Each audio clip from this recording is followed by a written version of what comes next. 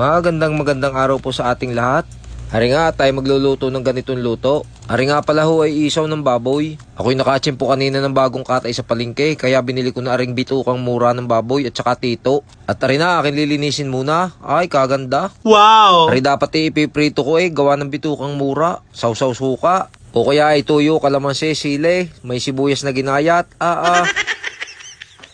Kaya laang naisip ko ay masarap din yung adobo, kaya sinamahan ko ng tito ng baboy. Dini nga ililinisin muna natin ng asin at saka suka. Ganyan ang ating gagawin sa paglilinis. Salamasin natin ng asin at saka suka para mawala yung mga amoy-amoy. Tapos babanlawan natin ng ayos yan mga boss. At ari na, matapos nga nating hugasan at linisin ng ayos ay ating pakukuluan naman. Nilagyan ko na nga pala yan ng pamintang buo at saka lalagyan natin ng tubig bago natin isalang. Ating palalambutin lang ari sa katamtamang apoy kahit mga kalahating oras o higit pa. At habang nakasalang naman yung ating pinalalambot ay tayo magagayat din ng ating mga gagamitin o ricado. Diyan nga ay maglalahok din tayo ng kapirasong luya. Maglalagay din tayo diyan ng ilang pirasong bawang. Pipisakin lang natin ng papagarne. At ari namang sibuyas ay isang piraso. Gagayatin din lang natin ng papaganyan.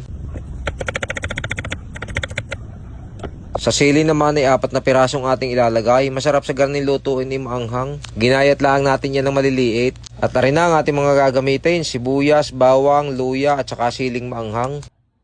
At makalipas nga mga ilang minuto o siguro mga kalahating oras o higit pa, ay di aray malambot na ang ating pinalalambot, kaya ating gagayatin na muna. Ang gayat naman natin diyan ay garnilang ang laki, yung sakto laang. Yung ating ginayat na iyan ay tito ng baboy at aray naman ang sunod, isaw ng baboy. Ang sarap din na rin kung kikilaw mo yung kilawin na isaw ng baboy. Lalagyan mo ng suka, paminta, sibuyas at kaunting pampalasa.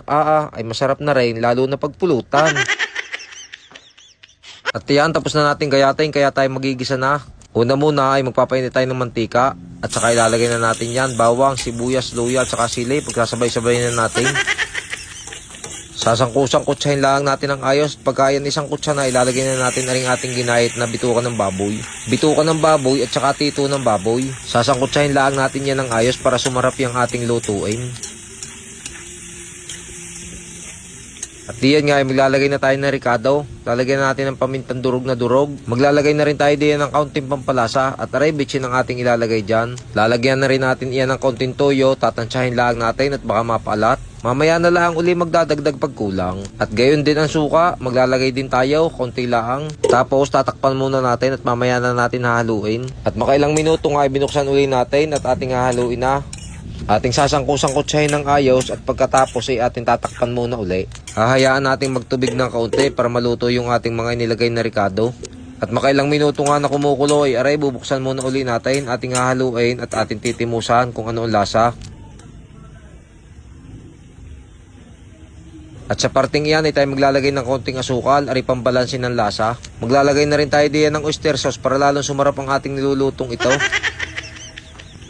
Pagkatapos ay ating hahaluin ng ayos at ating tatakpan at hihintayin natin maiga-iga ng kaunti.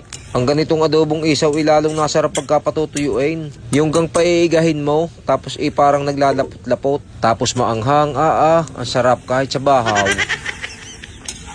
At aray, binuksan na uli natin dahil medyo naiiga na. Hahalu-haluin lang natin at luto na yan. Sa mga gusto pong magluto ng garneng, simpleng luto lang ng pag-aadobo, ay pwede nyo po aring gayahin. Kadali naman simpleng-simple lang. At aray, atin munang titimusan kung ano ang lasa.